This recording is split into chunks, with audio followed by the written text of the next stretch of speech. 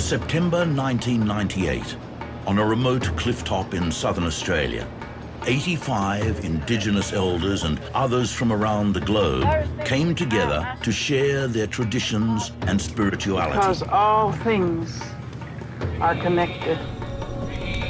Their hopes and dreams for a better world.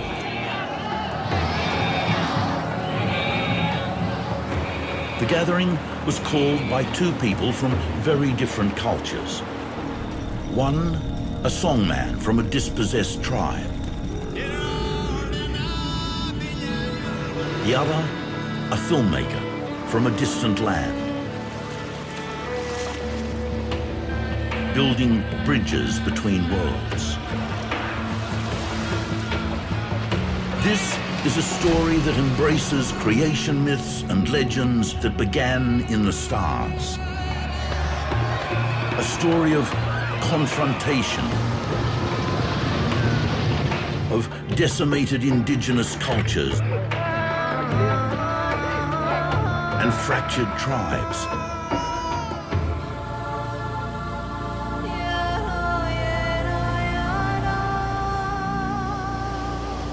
Of a world in peril. But it is also a story of great hope, of the return of a tribe of Aboriginal whale dreamers.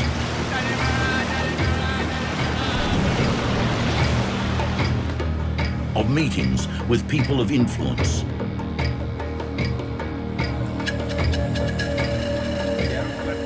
And the reawakening to our collective connection with the natural world.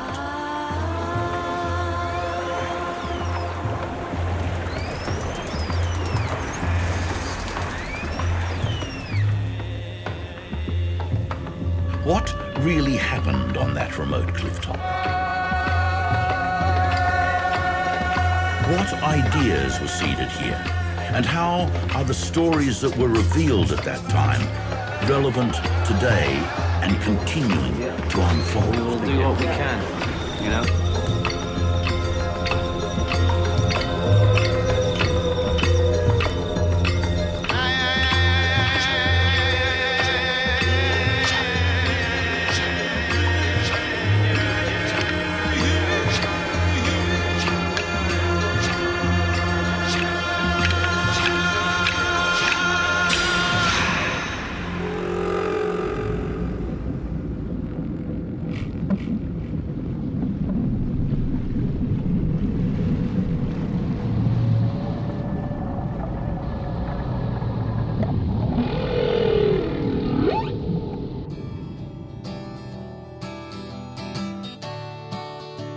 The songman is Bunna Lawrie, a descendant and spokesperson of a tribal group known as Mirning from southern Australia. We are gathered on this land, together all as one. He was born and raised on the Coonabah Mission on the edge of the Nullarbor Plain. Has just begun. Bunna has been lead singer with the Australian Indigenous band Coloured Stone for over 25 years.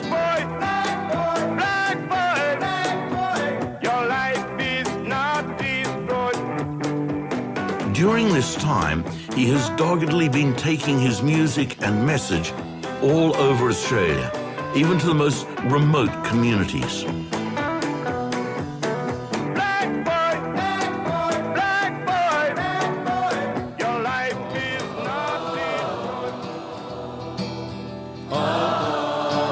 For over 10 years, Bunna has been working on a documentary film project about his fragile culture and its relevance in the world today. His partner in this venture is filmmaker Kim Kindersley.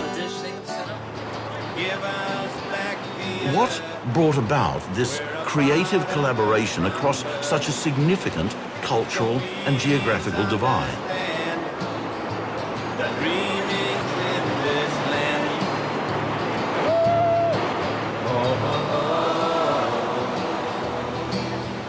I was working as an actor in London at the time, living a seemingly blessed existence.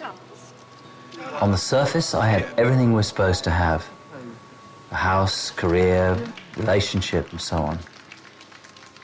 But deep down, I just wasn't happy. In the spring of 1990, I decided to go on a trip around Ireland to reconnect with my ancestral roots. I ended up in Dingle Bay, a small fishing village on the west coast.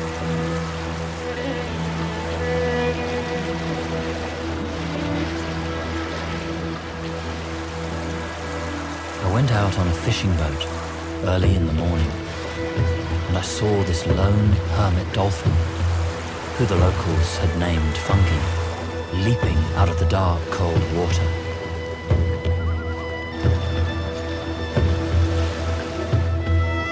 I felt I just had to join him. He swam right toward me, looked right through me.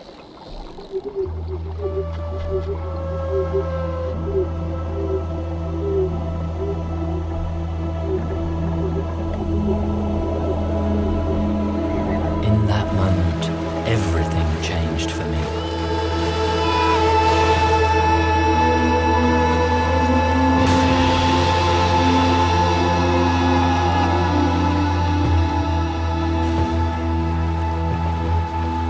I felt connected to all life, nature, everything.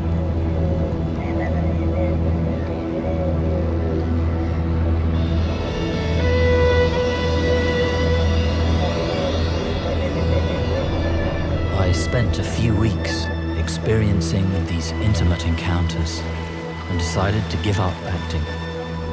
Shortly after, with what seemed like miraculous help, I made my first documentary film, The Dolphin's Gift. Then I began to travel around the world, researching the connection between humanity and the whales and dolphins. I discovered that in many places there are these extraordinarily deep bonds between the mammals of the sea and us. Steeped in both myth and legend.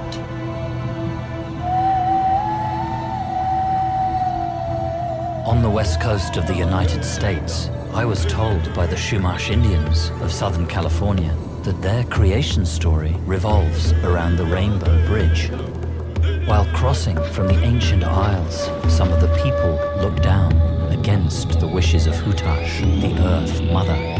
But as they fell to their deaths, Hutash took pity on them and turned them into dolphins, who remain to this day their brothers and sisters in the seas.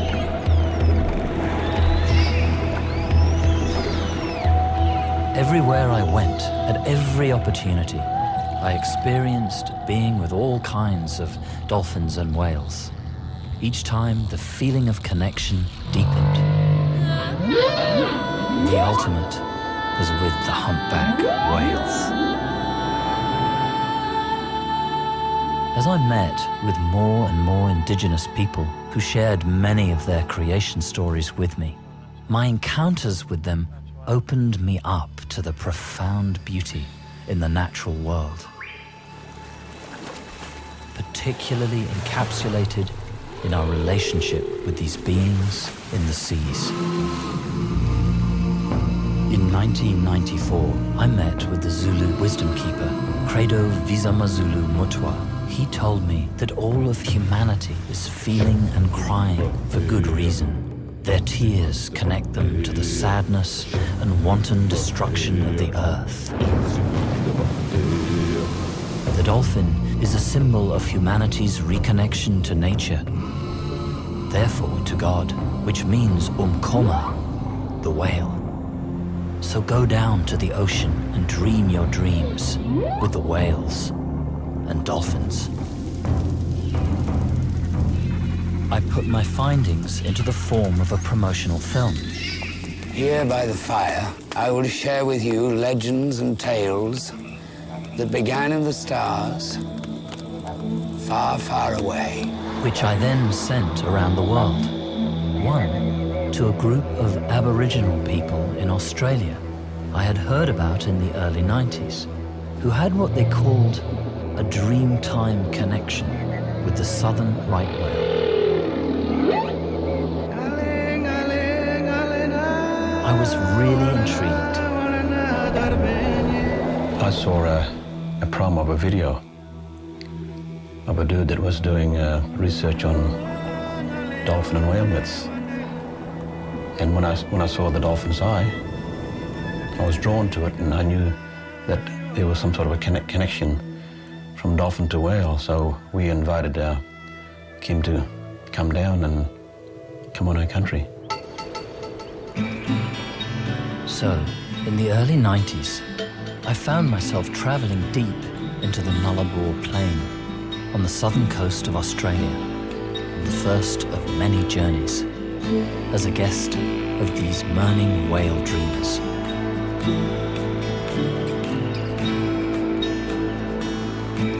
I remember in those early days, watching the Mirning treading so softly on their precious, traditional land, with so much love and with so much care.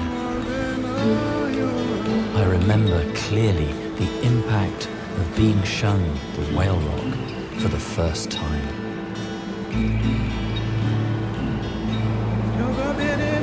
Mirunungu, Eulabilla, where whale meets land and sea. They told me that the Great Australian Bight is the gateway to the galaxy, to their dreaming, and